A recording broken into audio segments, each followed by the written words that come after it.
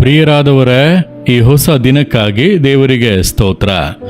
ಒಮ್ಮೆ ನಾನು ಸೇವೆಗಾಗಿ ಒಂದು ಪಟ್ಟಣಕ್ಕೆ ಹೋಗಿದ್ದೆ. ಆಗ ಕಾಲೇಜ್ನಲ್ಲಿ ಓದುವಂಥ ವಿದ್ಯಾರ್ಥಿನಿಯರು, ಹಾಸ್ಟೆಲ್ನಲ್ಲಿ ತಂಗಿರುವಂಥ ಕೆಲವು ಮಕ್ಕಳು, ಅವರು ಸೇವಕರ ಬಳಿ ಪ್ರಾರ್ಥನೆ ಮಾಡಿಸಿಕೊಳ್ಳಬೇಕು ಎಂದು ಅವರು ಕೇಳಿಕೊಂಡದ್ದರಿಂದ ಹಾಸ್ಟೆಲ್ನಲ್ಲಿ ಒಂದು ದಿನ ಹಗಲು ನನ್ನನ್ನು ನೋಡುವುದಕ್ಕೆ ಬಂದರು. ಆಗ ಮಕ್ಕಳೊಂದಿಗೆ ಮಾತನಾಡಿ ಒಂದೊಂದು ಕಾರ್ಯಕ್ಕಾಗಿ ಪ್ರಾರ್ಥನೆ ಮಾಡಿದೆ. ಆಗ ಒಬ್ಬಳು ಮಗಳು ಹೇಳಿದಳು, ಅವಳು ನನ್ನ ನೋಡಿದ ಕೂಡಲೇ ಕಣ್ಣೀರು ಸುರಿಸಿ ಅತ್ತಳು. ಆಗ ಯಾಕೆ ಅಳುತ್ತೀಯ, ಏನು ಸಮಸ್ಯೆ ಎಂದು ಕೇಳುವಾಗ, ನಾನು 3 ವರ್ಷಗಳಾಗಿ ಹಾಸ್ಟೆಲ್ನಲ್ಲಿ ತಂಗಿದ್ದು ಓದುತ್ತಾ ಇದ್ದೇನೆ. ಈ ವರ್ಷ ನನ್ನ ವಿದ್ಯಾಭ್ಯಾಸವನ್ನು ಮುಗಿಸಿ ನನ್ನ ಮನೆಗೆ ಹೋಗಬೇಕು. ಅದನ್ನು ಯೋಚಿಸುವಾಗ ನನಗೆ ಅಳು ಬರುತ್ತಾ ಇದೆ. ಯಾಕೆ ಇಲ್ಲಿ ಒಳ್ಳೆಯ ಸ್ನೇಹಿತರಿದ್ದರು, ಅನೇಕ ಜನರು ಇದ್ದರು, ಅವರನ್ನೆಲ್ಲ ಬಿಟ್ಟು ಹೋಗಬೇಕೆಂದು ಅಳುತ್ತಿದ್ದೀಯಾ? ಇಲ್ಲ, ನನ್ನ ಮನೆಗೆ ಹೋಗುವುದರ ಕುರಿತು ನಾನು ವೇದನೆ ಪಡುತ್ತಾ ಇದ್ದೇನೆ. ಯಾಕೆ ಆ ರೀತಿ ಅಂದುಕೊಳ್ಳುತ್ತೀಯ? ಎಲ್ಲರೂ ವಿದ್ಯಾಭ್ಯಾಸ ಮುಗಿಯಿತು, ಮನೆಗೆ ಹೋಗಿ ನಮ್ಮ ಅಪ್ಪ ಅಮ್ಮ ಬಂಧುಗಳೊಟ್ಟಿಗೆ ಸಂತೋಷವಾಗಿರಬಹುದೆಂದು ಅಂದುಕೊಳ್ಳುತ್ತಾರೆ. ನೀನು ಯಾಕೆ ಹಾಗೆ ಅಂದುಕೊಳ್ಳುತ್ತೀಯ ಅಂದರೆ, ಆ ಮನೆಯನ್ನು ನೆನೆಸಿದರೆ ನನಗೆ ದುಃಖವಾಗುವುದು. ನನಗೆ ಅಪ್ಪ ಅಮ್ಮ ಎಲ್ಲ ಇದ್ದಾರೆ, ನನಗೆ ಪ್ರೀತಿ ತೋರಿಸಲು ಯಾರೂ ಇಲ್ಲ, ಒಡಹುಟ್ಟಿದವರು ಇದ್ದಾರೆ. ಆ ಮನೆಯೊಳಗೆ ನಾನು ಅನಾಥೆಯಂತೆ ಇರಬೇಕು. ನಾನೇನು ಮಾಡಿದರೂ ತಪ್ಪು, ಏನು ನೋಡಿದರೂ ತಪ್ಪು. ಗುಣಗುಟ್ಟುತ್ತಾ ಇರುವರು, ನನ್ನನ್ನು ಗಾಯಗೊಳಿಸುತ್ತಾ ಇರುವರು. ಯಾಕಾದರೂ ಆ ಮನೆಗೆ ಹೋಗುತ್ತೇನೋ ಎಂಬುದಾಗಿ ನನ್ನ ಹೃದಯದಲ್ಲಿ ವೇದನೆ.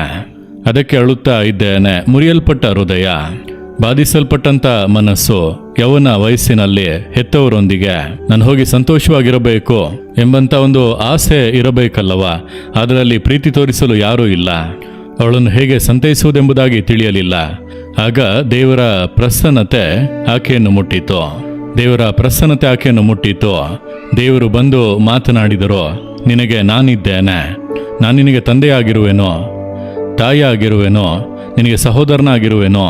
ನೀನು ಒಂಟಿಯಾಗಿದ್ದೇನೆ ಅಂದುಕೊಳ್ಳಬೇಡ. ನಿನ್ನನ್ನು ಅರ್ಥ ಮಾಡಿಕೊಂಡು ನಿನ್ನನ್ನು ಸಂತೈಸುವ ಒಳ್ಳೆಯ ಫ್ರೆಂಡ್ ಆಗಿ ನಾನಿದ್ದೇನೆ ಮಗಳೇ. ದೇವರು ಸುಂದರವಾಗಿ ಮಾತನಾಡಿ ಸಂತೈಸಿದರು. ಮುರಿಯಲ್ಪಟ್ಟ ಜಜ್ಜಲ್ಪಟ್ಟ ಹೃದಯವನ್ನು ತಿರಸ್ಕರಿಸದ ದೇವರು. ಕೀರ್ತನೆಗಳು 51:17 ವಾಕ್ಯದಲ್ಲಿ, ದೇವರೇ, ಪಶ್ಚಾತ್ತಾಪದಿಂದ ಜಜ್ಜಿ ಹೋದ ಮನಸ್ಸನ್ನು ನೀನು ತಿರಸ್ಕರಿಸುವುದಿಲ್ಲ. ಜಜ್ಜಲ್ಪಟ್ಟ ಹೃದಯದೊಂದಿಗೆ ಇದ್ದೀರಾ? ಹೃದಯ ಜಜ್ಜಲ್ಪಟ್ಟಿದೆಯಾ? ಹೇಳಲಾಗದಂಥ ಭಾರ, ದುಃಖಗಳ ದೇವರು ಹೇಳುತ್ತಾರೆ, ನಿನಗೆ ನಾನಿದ್ದೇನೆ. ನಿನ್ನ ಜಜ್ಜಲ್ಪಟ್ಟ ಹೃದಯವನ್ನು ತಿರಸ್ಕರಿಸದೇ ಇರುವ ದೇವರು, ಜಜ್ಜಲ್ಪಟ್ಟ ಹೃದಯವನ್ನು ಅರ್ಥ ಮಾಡಿಕೊಳ್ಳುವ ದೇವರು. ಆತನು ಇಂದು ನಿಮ್ಮೊಂದಿಗೆ ಮಾತನಾಡುತ್ತಾನೆ. ನನ್ನ ಮಗನೇ, ನನ್ನ ಮಗಳೇ, ನಿನಗೆ ನಾನಿದ್ದೇನೆ. ನಿನ್ನನ್ನು ಪ್ರೀತಿಸಲು, ಮಮತೆ ತೋರಲು, ಅರ್ಥ ಮಾಡಿಕೊಳ್ಳಲು ನಿನಗೆ ನಾನಿದ್ದೇನಲ್ಲ. ನೀನು ಬಾ, ನಾವಿಬ್ಬರೂ ಕೂಡ ಸೇರಿ ಹೋಗೋಣ. ನಾನು ನಿನ್ನ ಜೊತೆಗೆ ಇರುವೆನೋ, ಎಲ್ಲಿ ಹೋದರೂ ಸಂಗಡ ಬರುವೆನೋ. ನಾನು ನಿನ್ನನ್ನು ಬಿಟ್ಟು ಅಗಲುವುದಿಲ್ಲ ಎಂದು ಯೇಸು ಹೇಳುತ್ತಾನೆ. ನಾನು ನಿನಗಾಗಿ ಶಿಲುಬೆಯಲ್ಲಿ ಜಜ್ಜಲ್ಪಟ್ಟೆನೋ, ಒಬ್ಬೊಂಟಿಯಾಗಿ ಬಿಡಲ್ಪಟ್ಟೆ. ನಿನ್ನ ಕಷ್ಟಗಳು ನನಗೆ ಗೊತ್ತು, ಇಕ್ಕಟ್ಟುಗಳು ನನಗೆ ಗೊತ್ತು. ನಾನು ಕೂಡ ಜಜ್ಜಲ್ಪಟ್ಟ ಹೃದಯದಿಂದ ತಂದೆಯನ್ನು ನೋಡಿ ಪ್ರಾರ್ಥನೆ ಮಾಡಿದ್ದೇನೆ. ಹಾಗಾಗಿ ನನಗೆ ಗೊತ್ತೆಂಬುದಾಗಿ ದೇವರು ಹೇಳುತ್ತಾರೆ. ದೇವರನ್ನು ನೋಡಿ, ದೇವರೇ, ನನ್ನನ್ನು ಇಷ್ಟರ ಮಟ್ಟಿಗೆ ಪ್ರೀತಿಸುತ್ತೀರಲ್ಲ. ಜಜ್ಜಲ್ಪಟ್ಟ ಹೃದಯದಿಂದ ನಾನಿಂದು ಬಂದಿದ್ದೇನೆ. ನನ್ನನ್ನು ಸಂತೈಸುವ ಪ್ರೀತಿಗಾಗಿ ಸ್ತೋತ್ರ. ಜಜ್ಜಲ್ಪಟ್ಟ ನನ್ನ ಹೃದಯವನ್ನು ಅರಿತಿರುವಂಥ ದೇವರು, ನನ್ನನ್ನು ಸಂತೈಸುವುದಕ್ಕಾಗಿ ಸ್ತೋತ್ರ. ನನ್ನ ಸಂಗಡ ಇರಿ, ನನ್ನ ಸಂಗಡಲೇ ಇದ್ದು ಮುನ್ನಡೆಸಿರಿ.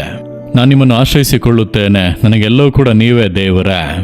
ನಿಮ್ಮ ಪಾದಗಳನ್ನು ಹಿಡಿದುಕೊಳ್ಳುತ್ತೇನೆ, ನಿಮ್ಮ ಕರವನ್ನು ಹಿಡಿದು ಮುನ್ನಡೆಯುತ್ತೇನೆ. ನನ್ನನ್ನು ಅದಕ್ಕಾಗಿ ಅರ್ಪಿಸುತ್ತೇನೆ, ಯೇಸುವಿನ ನಾಮದಲ್ಲಿ. ಆಮೇನ್, ಆಮೇನ್. ಸ್ನೇಹಿತರೆ, ಮಲೆನಾಡು ಗಾಸ್ಪೆಲ್ ಮೀಡಿಯಾ 2.0 ವೀಕ್ಷಿಸಿದ್ದಕ್ಕಾಗಿ ನಿಮಗೆ ತುಂಬಾ ಧನ್ಯವಾದಗಳು. ಈ ಸಚಿವಾಲಯದ ಮೂಲಕ ಸುವಾರ್ತೆಯನ್ನು ಹಂಚಿಕೊಳ್ಳಲು ಮತ್ತು ಭರವಸೆಯ ಸಂದೇಶವನ್ನು ಪ್ರಸಾರ ಮಾಡಲು ನಮಗೆ ಅಪಾರ ಉತ್ಸಾಹವಿದೆ. ನಮ್ಮ ವಿಷಯದಿಂದ ನೀವು ಆಶೀರ್ವದಿಸಲ್ಪಟ್ಟಿದ್ದರೆ ಅಥವಾ ಪ್ರೋತ್ಸಾಹಿಸಲ್ಪಟ್ಟಿದ್ದರೆ ನಮ್ಮ ಈ ಉದ್ದೇಶಕ್ಕೆ ಬೆಂಬಲ ನೀಡುವಂತೆ ವಿನಂತಿಸುತ್ತೇವೆ.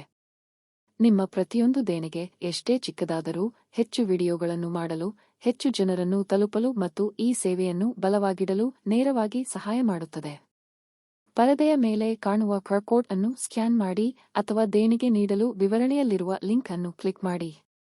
ನಿಮ್ಮ ಔದಾರ್ಯವು ನಿಜವಾಗಿಯೂ ಶಾಶ್ವತವಾದ ವ್ಯತ್ಯಾಸವನ್ನು ಮಾಡುತ್ತಿದೆ. ಧನ್ಯವಾದಗಳು ಮತ್ತು ದೇವರು ನಿಮ್ಮನ್ನು ಆಶೀರ್ವದಿಸಲಿ.